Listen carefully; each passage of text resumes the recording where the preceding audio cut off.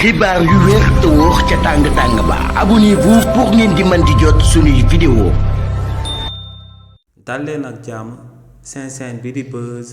221 HD kii di Moussa Diakhaté di ancien président bu commission des lois biir assemblée nationale ginnaaw ba kii di El Malick Ndiaye séddale premier lot oto bi nga xam ne 76 députés ñoom ñoo ci daal di bénéficié woo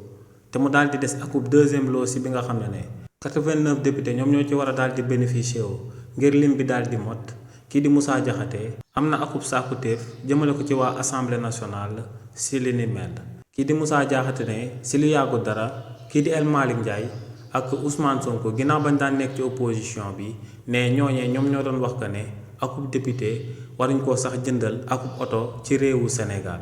waaye ne ñooñee ginnaaw bañ ñëwee ci nguur gi fas yéene nguuru fas yéene daal di ngundaandaat ne ñooñee ñoom ñoo daal di jël lu tolloog 54 millions di ko jëndalee ay oto ay député ne kon ñooñee luñ doon wax démb ginnaaw bañ leen tabbee ci bopp réew mi daal dinañuy firndeel que ne gëmuñ ci dara. waaye tamit ne ginnaaw bañ tabbee régime bu bees bi Ousmane Sonko ci wàllu boppam lañ dégg mu toog di théoriser que ne économiquement réewu Sénégal moo ngi ci 4e sous-sol nee nag ci réew moo xam ne économie bi daal dinay nërmoylu ba daal di àgg ci 4e sous-sol ne nguur gu fa daal di nekk naka lañ mën a xalaatee di jël xaalis bu takkoo takku di ko dugal ci ay oto ngir daal di jëndal ay député te priorité yi daal di nekk feneen. waaye tamit kii di Moussa Diakhaté daal di wéyal ne bu fekkee ne kii di Thierno Alassane Sall lu mu wax yépp daal di koy jëmale ci oto yooyee kii di El Malick Ndiaye daal di jëndal député yi dëgg la ne kon lu leer ba am moom mooy que ne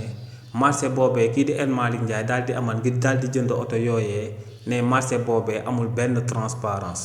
donc ne li ni mel nag moom moo sabab muy daal di sàkku ci député yu daal di nekk biir assemblée nationale ngir ñooñee daal di fay samp ak commission d'enquête parlementaire comme niñ ko amalee ci cool softcare bi bu ko defee ñu amal ay enquête daal di koy jëbale ci marché boobee nga xam ne si la kookee di El Malick Ndiaye jëndalee ay oto kullu député yu daal di nekk biir assemblée nationale. xibaar yu wér te wóor ca tàng ba abonnez-vous pour ngeen di mën di jot suñuy vidéo.